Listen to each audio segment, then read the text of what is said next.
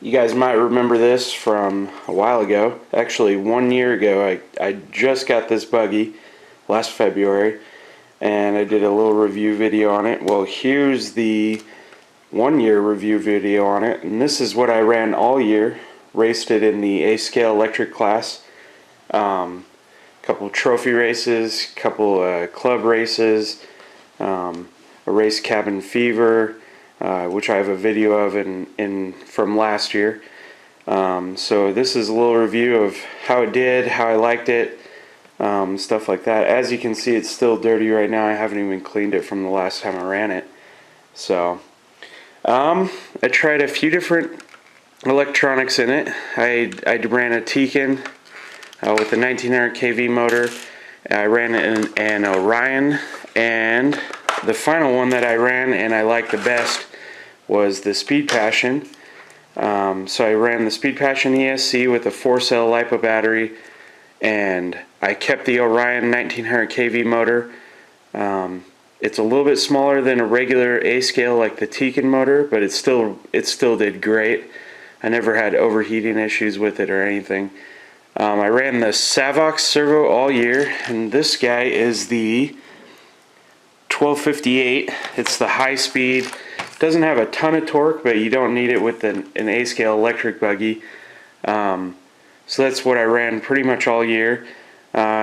Things I noticed right off the bat were I had to upgrade to a really good servo horn. I had problems with just a regular servo horn. This guy has the screw that screws into his servo. Also, it has set screws on the side, so it clamps around the top of the servo, which helped a lot. Didn't come loose on me after I did that. The other thing, I had to get different gearing for different tracks, changed out all the fluids. I ended up doing 2,000 in the rear for the rear diff, 12 in the center, and 5 in the front. 5 or 7. I think I might have went to 7. But that's pretty much what I stayed with as far as that. The weights, I played around with 40, 45, 50, 55. I did try thin oil. I think I went 35, 40. Right now I've got the 50, 55 in there for a rough track. I do run all droop on here, so as you can see, it droops out all the way, front and back. It's a little dirty right now, so the rebound is not as good as when it is, freshly built and clean. Things I really liked about it, it's got a ton of steer. I moved the spacers all the way into the front on the upper arms, so I got more steer. I mean, the tires just throw all the way. It's got tons of steer as far as what you can do. Tons of adjustment on that. I did try some different springs. I went with stiffer up front, softer in the back. I tried it backwards. I did all the things. I think right now I've got the stock springs on there. They're a little softer. I like that. I've run Proline hole shot tires. These are the AKA Enduros with red foams. I really like these tires. These are the soft compound.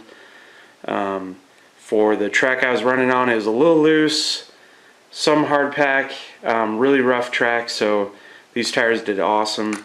The hole shots were alright. For the Cabin Fever race here in actually a week, I'm going to do hole shots, and I'll try the AKA gridirons, which are the hole shot version. I'll try those in soft and super soft compounds. But as far as tire, so I did try a caliber tire. I didn't like it as much as the hole shots or the Enduros. The other things I did try a different body. I ended up just going back to the stock body. I really like it a lot. It actually cools the motor a lot better because it does have those built-in air vents, and on the back too it's got some air vents, so you can see those front and back. Really like the stock body. Didn't have much of a problem with that. As far as breaking any parts, I didn't break a single thing. The only thing I had was a pivot ball had come loose, so I just re-Loctited that down and put it back in, and it ran great. Haven't had a problem since. yeah, I've seen a few guys at the track break some things, you know, like arms or upper arms, but besides that, I really haven't seen much. I did tear one shock boot, and I lost the boot that goes over the front drive shaft up here. Just replaced those. Those are, you know, $5, $6, whatever they were. I do have a complaint with the stock wing. Honestly, I think it is too flexible, and if you do set anything on it for a period of time, like a day or overnight, it's going to bend that wing and it's not going to come back. This is actually the second one I've gone through, and you can see it's already kind of getting to the point where it's not straight like it used to be. So I'm going to have to, for that cabin fever race, go to a different wing. Might try a different wing, see how it does. But the other thing, you know, just maintenance on it was bearings. Make sure those are clean, because you do get a little bit of squeak from them. They do wear out after a while. You know, replace, rebuild shocks, stuff like that. Rebuild the differentials. But as far as anything else, I really didn't have a problem with it.